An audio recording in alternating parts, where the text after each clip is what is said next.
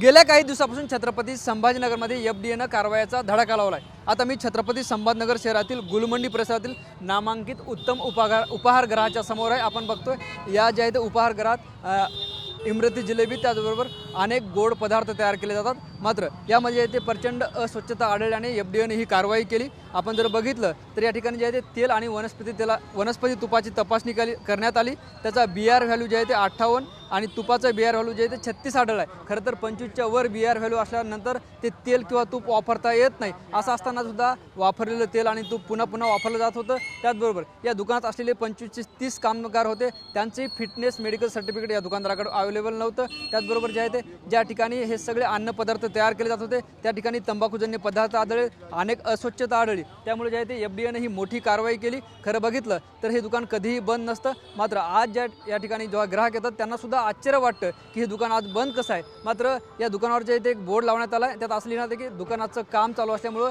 हे दुकान बंद आहे। मात्र असं असलं तरी एफडीएनं कारवाई केल्यामुळं हे दुकान जे आहे ते बंद असल्याचं आपल्याला पाहायला मिळतं। आपण बघतो छत्रपती संभाजीनगर शहरातील नामांकित उपहारगृहावर एफडीएनं कारवाई केल्यामुळं अनेक हॉटेल चालकांचे धाबे दण आणलेत आणि गेल्या काही दिवसापासून जे आहे ते कारवाया सुद्धा सुरू आहेत। आणि याच उपहारगृहातून जे अन्न व इतर काही पदार्थ घेतले होते ते सुद्धा आता तपासणीला पाठवण्यात आले आणि ही तपासणी झाल्यानंतर पुढील कारवाई करण्यात येणार आहे।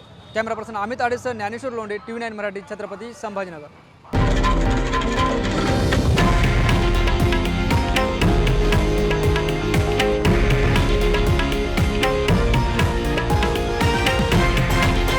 हे आहे देशातील नंबर 1 न्यूज नेटवर्क आणि आपण पाहत आहात TV9 मराठी, एकमेव।